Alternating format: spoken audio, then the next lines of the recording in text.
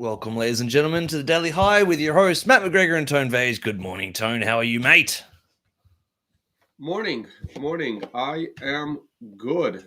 And price of Bitcoin is in an interesting place. I think this is going to be a quick show. Yep, nice quick show today. If we can, we'll bring you one tomorrow, but I think that we can get through this pretty quickly. I'm going to go first, as I want to do, as I will. Lagging already. Are you kidding me? All right, we're good now. I think you're okay. The weekly, work our way down. We're now below that 7 simple moving average. Very late, but let's just push on. Look, we're now down below on the weekly time frame that 7 simple moving average, right?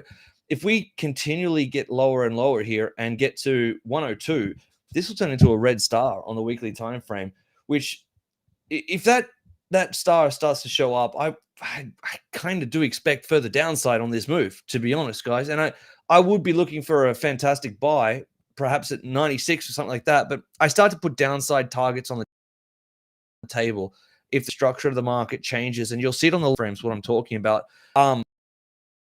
As Tone mentioned, we came back in really well on the 50 simple move on the weekly. I don't want to see that get down there again. I don't want to even entertain it. Some of these oscillators, the EXA, which we spoke about on the Monday show, had a mean cross, had a fantastic mean cross back here. It had a big good cross back here, good cross back here. I know people hate when I say it here. I know you're listening on your phone in the gym, but you know that what I'm talking about, these regular crosses that we've had, and we have had another one. So this is suggesting further downside. Some of the other oscillators look fine, looks totally fine here. Maybe it's rounding, but it's too soon to worry about any of this stuff. It's just the weekly for me is okay, but let's keep in mind what just monitor it. All right, I'm not in any long-term day trades right now. This is where it starts to get really interesting, because we came down and today kissed 50 simple moving average. This is the big one Tone was mentioning, and I've been all over it as well, that we came down, touched the 50 on the daily, touched it. We can just keep touching this, even though it's so it is technically higher low. And that's fine until it's not. I don't want to see us break the structure of this market. From where it is right now, it's okay for me, but it's a concern if we close this day below the 50 for the first time in a really, really long time. Okay, we don't like to close below the 50 simple moving average on the daily, and this is one of those liminal spaces, as Fibo Swanee might say. And I don't know if he'd say it about this time right now, but for me it is, where this could look really scary and drop down, but be a great buy at a lower point, or it could recover to 107 tomorrow in an hour and feel really, really exciting. So it's just a no trade zone for me. It's a wait and see. That's where we sit on the daily. The 4-hour illustrates this point, the same point across all time frames. Really, we put in that fantastic diamond on alphanumerics. Links in the description below for 30% off. We put in another one here which disappeared. I think what happened was that it was on that candle when we were doing the show, and then it just closed slightly higher than it needed to for the conditions, so it didn't print the candle. But there was another green diamond on this candle. Both had great responses off them. I don't want to see, it's already concerning to me that we've started to have lower closes. Like these are high, as a higher low, higher low, higher low, higher low, and then a lower low on these candles back here. We're still on that zone where this could round off. Really, it's a cluster of all the moving averages here of the 7, the 50, and the 200. They're all bunching together. This can really roll over and start to look really good. If we started to go way back up and get above 107, 109, it'd be absolutely fantastic. But I definitely don't want to really taper off here, because there's nothing to hold us up at that point. We have to go to those higher time frames, something more substantial. If the market just trends sideways, I think it has a high probability of cracking down, but it is a 50-50 coin toss. So I don't know. We'll see if tomorrow brings us any clarity on this. I don't have any clarity right now. I'm in no trade personally. Check out this great campaign we got running for Blowfin right now. It is my favorite by far, best non-KYC exchange. And as always, oh my God, am I frozen? Are we frozen? No, I'm back. I'm back. Tony, you online, mate? I'm coming back now. Yeah, you were fine. Damn. How much of that was frozen? No, Not you much were of it? fine. No. Fine. All right. Well, this screen and it's not responding. What the hell? Am I here? Screen's off. Now it's back. There it is. That's how I feel about the market right now. I don't know. If you know better than me, please let me know in the comment section, because I don't have anything to tell you. I'm concerned about the market, but not that concerned. And there's just a no trade on the table for me as it stands right now. Please like and subscribe. Please share it with your friends. Links in the description below for the best Discord group, free trading bots, all that you need at your disposal. It's all there in the links in the description below. Tone, it's going to be a short show from you. What are you seeing, mate? Is there anything in the grander markets that are giving us any directionality here? No, not at all, actually. There was a FOMC meeting yesterday. It was completely uneventful, but, it did drop the market a bit. It didn't make much of a difference. We are continuing to consolidate above the prior swing high. And that's a good thing. But if once we go below that and create that red star candle and get below the 50-period moving average and have these moving averages cross over, a lot of trouble is going to start, like Matt said, and I agree with him. I said several days ago, I did not want to see Bitcoin come back and test the 50-period moving average because on the daily, because there's a high probability that it will not hold it again. And unlike the prior two times, we hit the 50-day moving average and immediately bounced off of it within 24 hours and were significantly higher than the average. That did not happen this time. We hit it 2 days ago. We were flirting with it all day yesterday, and we are now flirting with it already half a day today. This is a very, very bad situation.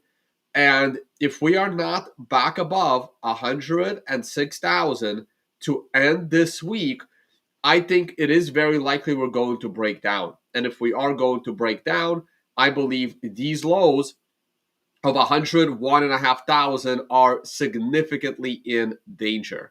That's all I really have to say. Now, until it breaks, you can't assume that it's going to break. But once it breaks, I will assume we are going lower than 100K. So that's basically all I wanted to say this stream. I can't assume it's going to break, but the moment it does, the moment we start trading below 104,000 again and make a new lower close, I'm anticipating sub $100,000 prices. And at that point, my only support levels would be all the way down to the 200 and 128, which are next to each other, or pray that a daily MRI buy will reverse us because the weekly MRI buy is a long way down. And that's pretty much it. I don't have anything else. We topped on an hourly MRI top. And we bottomed out an extension C. And we have not been able to muster anything to the upside ever since. It really is a wait and see till into the weekly close. There's really nothing else to say. In this mess, Bitcoin dominance is rising. And that's a good thing. I mean, there's something good happening. Here's my gold chart. Gold's pulling back a little bit, but overall it is still in a very, very bullish trend. Price of oil is going up based on the conflict in the Middle East. Not surprising. And the S&P 500 is hanging in there, which gives me hope that Bitcoin will not crash down. If the S&P 500 does rise to the upside, then everything with Bitcoin should be okay. This morning's futures candle is not looking good, and support for S&P is the MRI support line at 5,850. And if that goes, then the S&P is in serious trouble. And it, just like Bitcoin, it doesn't have much support all the way down. So let's hope everything gets turned around. And that's it. I don't have much else. Matt? Oh, look at that! Look at that trade. That my Estee Lauder trade is looking really nice. Look at that. Ooh. It is. That is a monthly chart, though. Let's see where it's going to open today. I bought it on it. My Estee Lauder is doing better than Bitcoin. Look at that. Boom, boom. I mean, it doesn't. I call this like one, guys. I made this very clear in the Discord group. I posted this one. I posted it on Twitter. On Twitter, I said it in the show. That's what kind of return are we looking at right now? That's like 12%, something like that. Not bad. We'll take it. 20%. Bang. Nice trade. No leverage. There you go. All right. Nice trade. Yeah, I don't have much else. People are asking me about like Stu's analysis of it being a market top. I don't have an opinion on that. I don't think this is a market top. It could be a market top. I don't think it is. I think this is just a bullish consolidation. If anything, what you have here is at the moment, it's still looking like a symmetric triangle. Yeah. But let's see if this holds. Yeah, even if it doesn't hold, yeah. I'm not. Go ahead. Go ahead, Ben. No. Please go ahead. Even if it doesn't hold, I still don't see it as a market top. For it to be a market top, we gotta go lower than the lows in April, and I don't see that happening. So if anything, is just a slightly bigger pullback than what we already saw. Yeah, and all I was going to say is like, Stu might be right. Who knows? But I'm not. For me, I'm no genie, and I don't make predictions like that. The market structure is intact as it stands for me. So until it ain't, I'm not making any kind of broader calls on anything like that. And what does he mean by market top? Does he mean like for the next 4 years it's market top, or does he mean that's the end of the cycle, or does he mean like it's what does it mean by market top? For a few months, forever? What? I'm a bull on Bitcoin always. Yeah.